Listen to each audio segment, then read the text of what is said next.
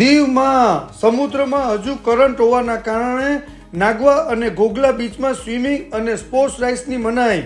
કોઈ દુર્ઘટના ન બને તે માટે દીવ પ્રશાસને લોકોની સુરક્ષા હેતુસર બીચો કરાવ્યા બંધ. બીચ ઉપર પોલીસ સતત ખડે પગે રહી અને પર્યટકોને કરે છે સતર્ક.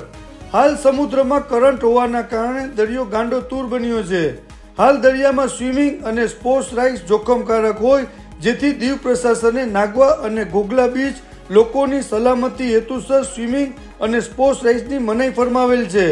અને દીવ પોલીસ પણ બીચ ઉપર સતત ખડે પગે રહી અને સમુદ્રમાં નહીં જવા અનુરોધ કરે છે.